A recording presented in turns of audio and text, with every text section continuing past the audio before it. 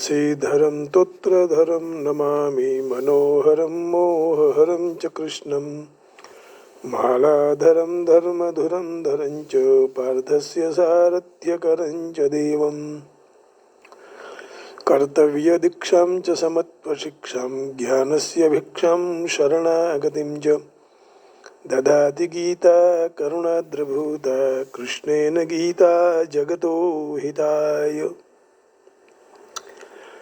भगवान कृष्ण ने इस गीता को इसलिए गाई कि जगत का हित हो। श्लोक 12वां, क्षम्यताम सॉरी, अध्याय 12वां और श्लोक है 3 और 4 और भाग है, पार्ट है 3। ये त्वक्षरमनिर्देश्यम् अव्यक्तं पर्युपासते सर्वत्र गमचिन्त्यं च कूटस्थम् अचलध्रुवं सन्नियम्येन्द्रियग्रामं सर्वत्र समबुद्धयः ते प्राप्नुवन्ति मामेव सर्वभूतहिते रतः। परंतु जो भक्त इंद्रियों के समुदाय को अच्छी तरह वश में करके मन बुद्धि से पर सर्वव्यापक, जो दिखाई नहीं दे रहा है, निर्विकार है, नित्य है, अचल है, अक्षर है, निराकार की तत्परता से उपासना करता है, वह सारे प्राणियों के हित में प्रीति वाला और सब में समान भाव रखने वाले साधक मुझे ही प्राप्त करते हैं। तो कल चर्चा हुई थी समबुद्धयः सर्वभूत हिते रताः। साधक अपनी बुद्धि से सर्वत्र परमात्मा को देखने की चेष्टा करता है। जब तक सिद्ध महापुरुषों की बुद्धि में परमात्मा स्वाभाविक रूप से इतनी संगीनता से परिपूर्ण है कि उनके लिए परमात्मा के सिवाय दूसरा कुछ भी नहीं है, इसलिए उनकी बुद्धि का विषय परमात्मा नहीं है, क्योंकि परमात्मा बुद्धि का विषय नहीं है। इसलिए उनको बुद्धि परमात्मा से परिपूर्ण है, उनकी बुद्धि ही भगवान से परिपूर्ण है। इसलिए सर्वत्र समबुद्धयः का, जहाँ भी वो देखते हैं वहाँ परमात्मा को देखते हैं, बुद्धि नहीं लगाते हैं, क्योंकि बुद्धि से भगवान पकड़े नहीं जाते हैं, भाव से भक्ति से भगवान पकड़े जाते हैं। ते प्राप्नुवन्ति मामेव। ऐसे निर्गुण के उपासक कहीं कहीं ऐसा समझ लें कि निर्गुण तत्व कोई दूसरा ही है और सगुण भी कोई दूसरा है। इसलिए भगवान इस बात को स्पष्ट करते हैं कि निर्गुण ब्रह्म मुझसे भिन्न नहीं है। माने सगुण और निर्गुण दोनों एक ही है। सगुण और निर्गुण वही दोनों मेरे स्वरूप हैं। इन दोनों के श्लोक में भगवान ने निर्गुण उपासकों के लिए 4 बात बताई। निर्गुण तत्व का स्वरूप क्या है, साधक की स्थिति क्या है, उपासना का स्वरूप क्या है और साधक क्या प्राप्त कर सकता है। तो अर्जुन ने आज इसी अध्याय के पहले श्लोक में उत्तरार्ध में जो निर्गुण तत्व के लिए अक्षरम अव्यक्तम ये दोनों विशेषण प्रयोग करके प्रश्न किया। तो उसी तत्व का विस्तार वर्णन करने के लिए भगवान ने 6 लक्षण और दे दिए, माने कुल 8 हो गए, जिसमें 5 निषेधात्मक है। अक्षरम, अनिर्देश्यम, अव्यक्तम, अचिंत्यम, अचलम, सर्वत्र गम, 3 विधेयात्मक है, सर्वत्र गमम, कूटस्थम और ध्रुवम। तो निषेधात्मक और विधेयात्मक है ना, भगवान ऐसे हैं, ऐसे हैं, ऐसे नहीं है, ये अन्वय व्यतिरेक से भगवान को हम जान सकते हैं। अन्वय व्यतिरेकाभ्याम, जैसे श्रीमद् भागवत जी के चतुश्लोकी में कहा है। तो यहाँ पहले श्लोक की जो चर्चा की, अव्यक्तम, अर्जुन उवाच एवं सततयुक्ता ये भक्तास्त्वां पर्युपासते ये चाप्यक्षरमव्यक्तं तेषां के योगवित्तमः। तो सर्वस्थल काल वस्तु व्यक्तियों में परिपूर्ण तत्व पर दृष्टि होने से निर्गुण उपासकों की सर्वत्र समबुद्धि होती है। देहाभिमान और भोगों की पृथक सत्ता मानने के कारण भोग भगवान की इच्छा से होता है और भोग भोगते हैं भोगते हैं, परंतु निर्गुण उपासकों की दृष्टि में एक परमात्मा के सिवाय अन्य कोई पृथक वस्तु सत्ता स्वतंत्र नहीं है और उनकी बुद्धि में भोगों का महत्व नहीं रहता है, भगवान का महत्व है। भोग गौण है, इसलिए सुगमता पूर्वक इंद्रियों का संयम कर लेते हैं। साधक सर्वत्र समबुद्धि वाला होने के कारण उनकी सब प्राणियों के हित में प्रीति रहती है, इसलिए सर्वभूत हिते रता। साधक हर हमेशा निर्गुण तत्व की दृष्टि रखकर तत्व के सन्मुख रहना, उसी को उपासना कहते हैं। निर्गुण तत्व की दृष्टि रखकर तत्व के सन्मुख रहना। अब भगवान कहते हैं ऐसे साधक हो जो निर्गुण ब्रह्म प्राप्त होते हैं, वही मैं ही हूँ।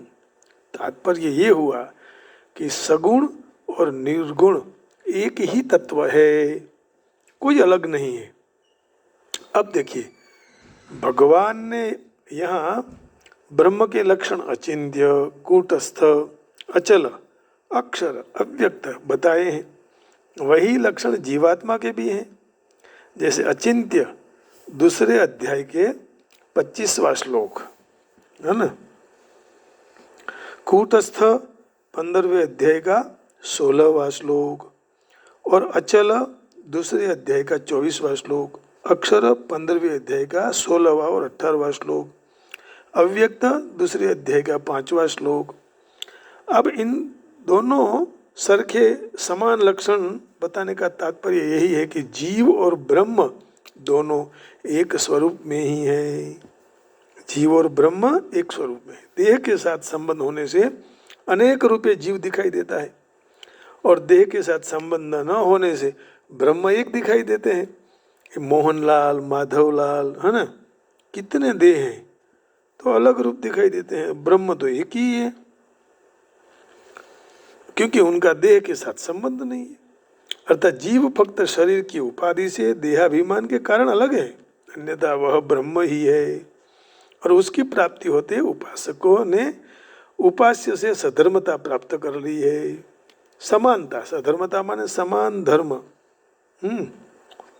तो इदम ज्ञानम उपाश्रित्य मम साधर्म्यमागता, 14वें अध्याय के दूसरे श्लोक में कहा है, ते प्राप्नुवन्ति मामेव, वही मुझे प्राप्त कर सकते हैं जो सधर्मता को स्वीकार करते हैं, देहाभिमान नहीं रखते हैं।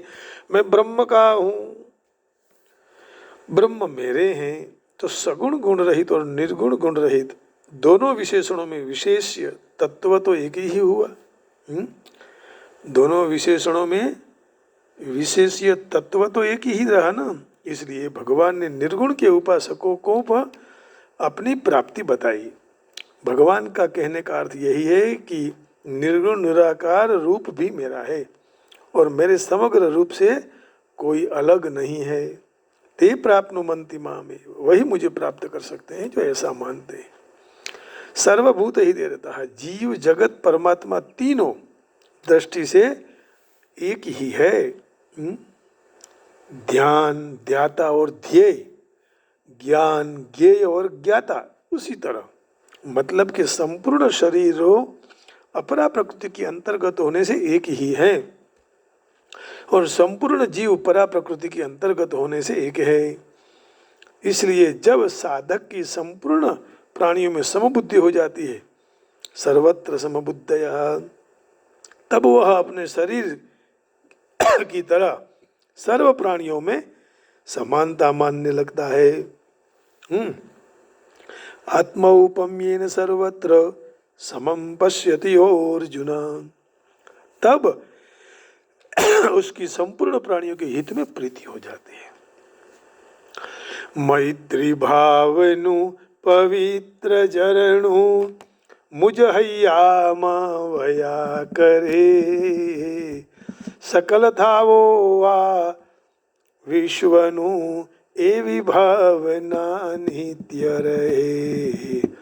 मैत्री भावनु पवित्र झरणु मुझ हैया मारया करे।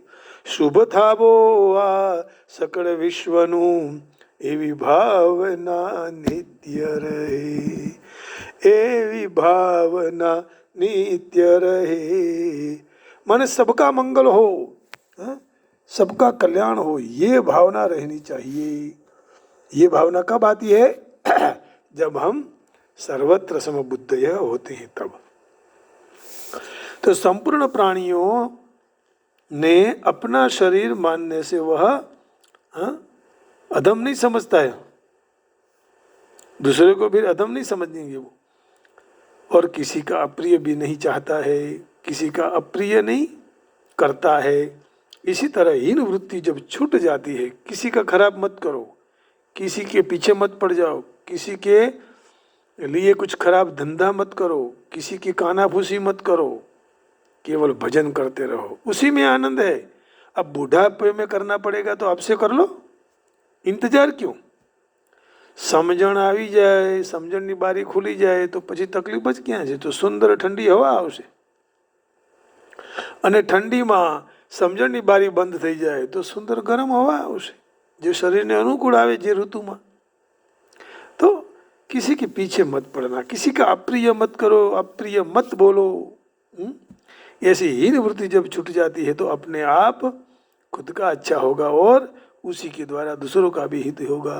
इतना ही नहीं, जैसे अपने दांत से जीभ को हम काट लेते हैं तो दांत पर क्या जिह्वा गुस्सा करती है और गुस्सा करके क्या उसको पाड़ देती है दांत को, या हाथ उसको मारने लग जाता है? नहीं, क्योंकि वो दोनों एक ही हैं। The part of the body, teeth and tongue, that is why they are not hit to each other and not the hand is hit to teeth। तो कोई थोड़ा ऐसे क्रोध करके भी अपने दांत को गिरा देगा कि हे तूने जीभ को क्यों काट दी। इस तरह प्राणियों को अपने मान लेने का, सब प्राणी अपने हैं, कोई अप्रिय नहीं है, किसी का अप्रिय न करे, अप्रिय भाव नहीं करना। तो रामचरितमानस में तुलसीदास जी कह रहे हैं, उमा संत कई यही बढ़ाई, मंद करत जो करई भलाई।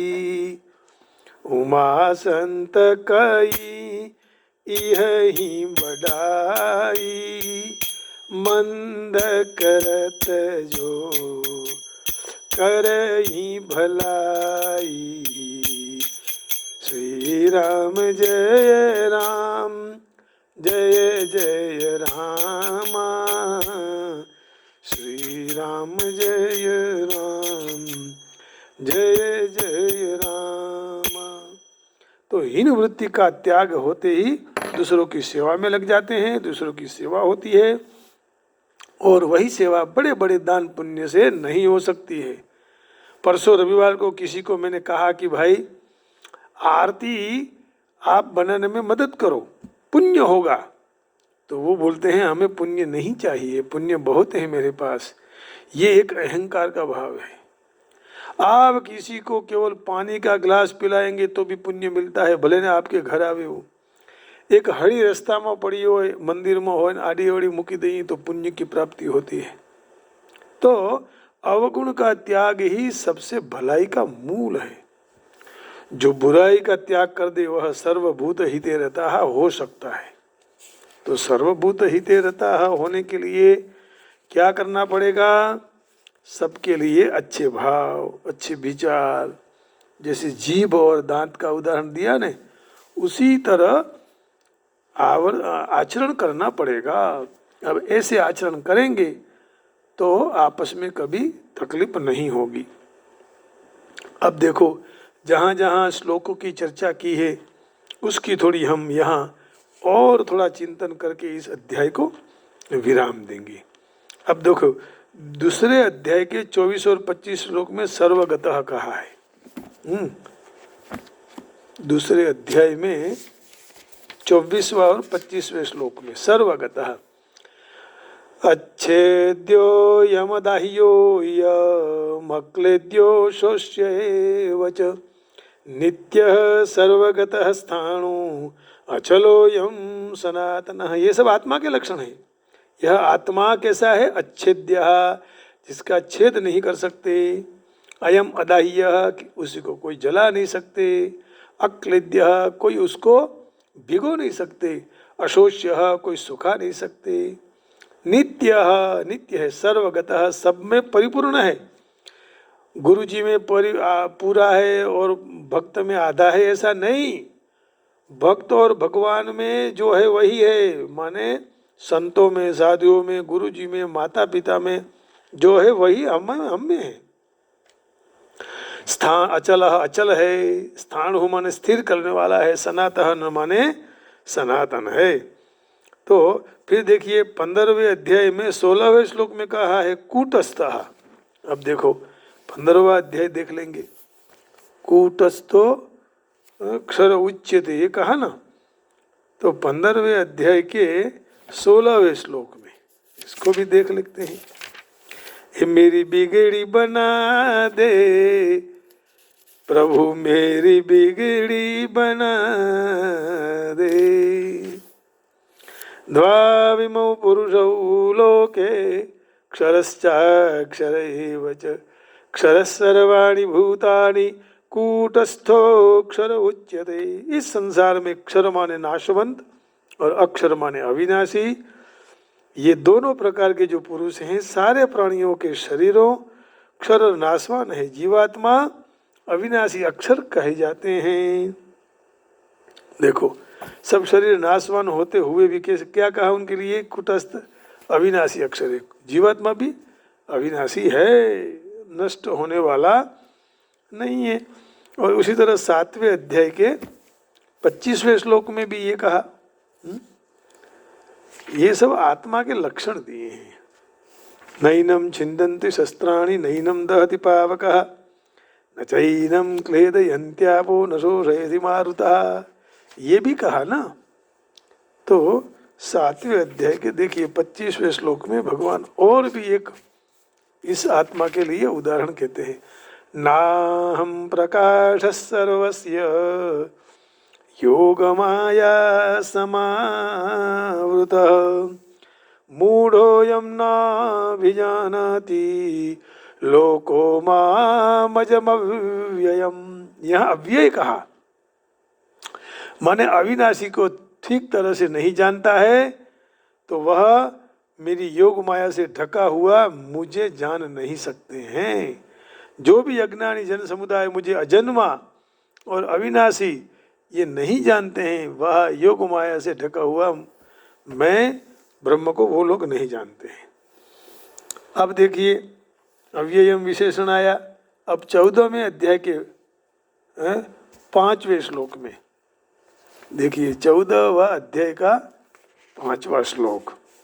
सत्वं रजस्तम इति गुणाः प्रकृति संभवा निबध्नन्ति महाबाहो देहे देहीनमव्ययम्।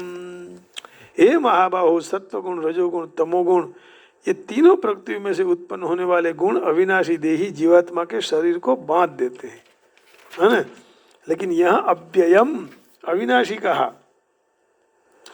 अब 14वें अध्याय के 5वें श्लोक में अव्यय कहा।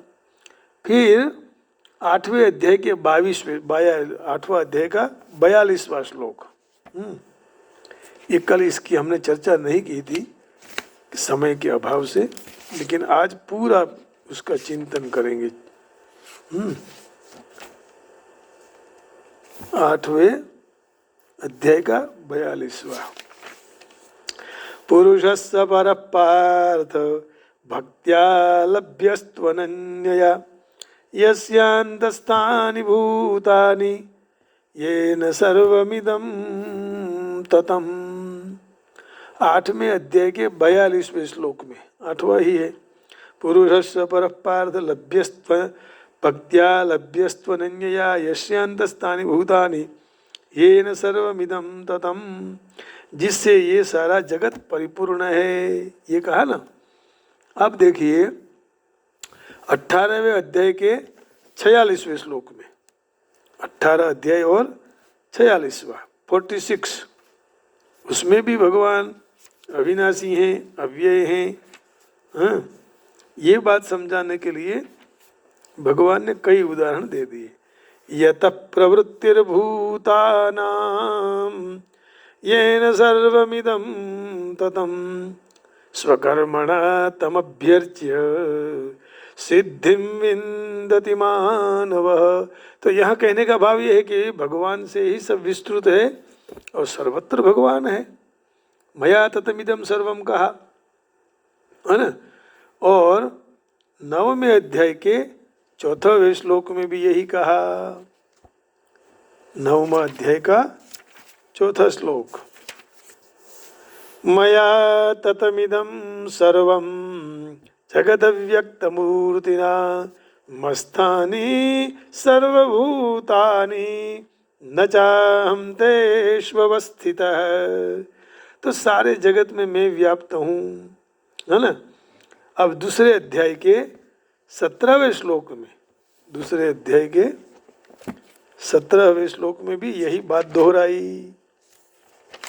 तो एक एक बार भगवान सब जगह जहाँ जहाँ कहें उसको फिर समझा रहे हैं। अविनाशी तु तद्विद्धि येन सर्वमिदं ततं विनाशमव्यस्यास्य न कश्चित् कर्तुमर्हति। नाश रहित तू उसको जान जिनसे यह सारे जगत दृश्य वर्ग व्याप्त है, और यह अविनाशी का विनाश कोई भी नहीं कर सकता है। इसलिए यहाँ अव्ययस्य कहा ना, अस्य अव्ययस्य माने अविनाशी का, न विनाशः इति अविनाशः, विनाश नहीं हो सकता है जिसका, उसको अविनाशी कहते हैं। तो ये न सर्वमिदं ततम, ऐसा कहकर इस जगत में सब जगह पर ब्रह्म ही व्याप्त है, ये बता दिया। तो कल इतने श्लोकों की चर्चा बाकी रह गई थी। एक तो खास इसकी चर्चा की कि भगवान के सब विशेषण बताए, सर्वगतः, अचलः, अव्यक्तः, अचिन्त्यः, कूटस्थः, अव्ययम्। और एक जगह ये बताया कि जीवात्मा सब जगह व्याप्त है, समान है। तो ये न सर्वमिदं ततम, मया ततमिदं सर्वम, ये न सर्वमिदं ततम। अब देखिए कई और श्लोकों की भी चर्चा की, जैसे सर्वभूत हिते रतः, है ना। केवल कर्मों को त्याग देने से, कर्मों को स्वरूप से त्याग देने से सिद्धि प्राप्त नहीं होती है। तो फिर क्या होगा, तीसरे अध्याय के 4थे श्लोक में कहा इसका। तीसरे अध्याय का 4था श्लोक, न कर्मणा मनारंभान् नैष्कर्म्यं पुरुषोऽश्नुते न च संन्यासनादेव सिद्धिं समधिगच्छति। न कर्मणा मनारंभान्, मनुष्य न तो कर्मों को आरंभ के किए बिना निष्कर्मता का अनुभव करता है, और न तो कर्मों को त्याग मात्र से सिद्धि को प्राप्त कर सकता है। तो केवल कर्मों के त्याग से थोड़ा अनुभव मिल जाएगा। अब देखिए उसी तरह सर्वत्र आत्मबुद्धि सिद्ध महापुरुषों की अपने आप होने से सब में प्रीति रह जाती है, सबके हित में। ये कठिन है, सबके हित में कैसे प्रीति होगी, लेकिन हो जाती है। जब आप अपनी बुद्धि वहाँ लग जाती है ना, तो हो सकता है। तो 32वें श्लोक में, 6वें अध्याय के 32वें श्लोक में कहा है, आत्मौपम्येन सर्वत्र समं पश्यति अर्जुन सुखं वा यदि वा दुःखं स योगी परमो मतः। हे अर्जुन, जो भक्त अपने शरीर की उपमा से सब जगह पर मुझे समान तरह देखता है और सुख होने से दुख को समान समझता है, तो वह परम श्रेष्ठ योगी माना जाता है। माने सुख हो या दुख समान, सम दुखे समे कृत्वा लाभा लाभौ जया जयौ। अब 5वें अध्याय के 19वें श्लोक में भगवान ये कह रहे हैं, क्या कहते हैं कि सारे प्राणियों के पदार्थों में, प्राणी के पदार्थों में परिपूर्ण परमात्मा ही रहे हुए हैं, जहाँ उनकी दृष्टि विषम नहीं होती है, क्योंकि परमात्मा कैसे हैं, सम है, सब में शरीक है। जो प्रहलाद में है वही हिरण्यकशिपु में है। तो कहने का तात्पर्य यही है कि सब जगह सर्वत्र है, समान है। सर्वत्र गम चिंत्यंच कूटस्थम चलन ध्रुवम। अब देखिए, यहैव तैर्जित सर्गो येषां साम्ये स्थितं मनः निर्दोषं हि समं ब्रह्म तस्माद् ब्रह्मणि ते स्थिताः। जिनका अंतःकरण संभाव में स्थित है, उनको जीवंत अवस्था में ही सारे संसार को जीत लिया है। वाह!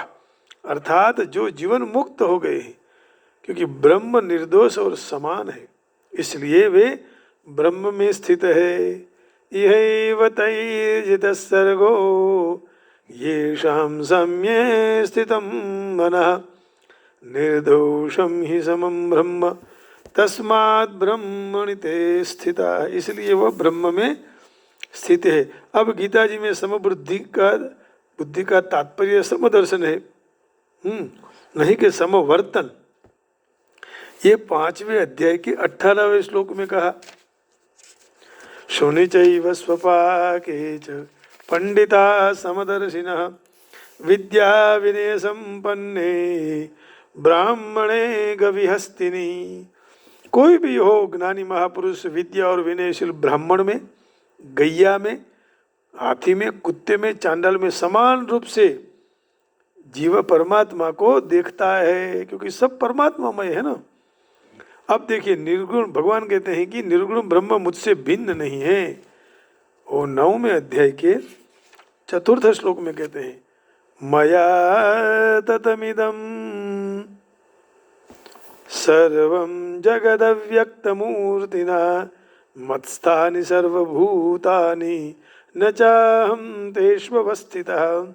यह सारा जगत मेरा निराकार परमात्मा से परिपूर्ण है और संपूर्ण प्राणी मुझ में स्थित है, परंतु मैं उनमें स्थित नहीं हूँ, ऐसा भगवान ने कह दिया।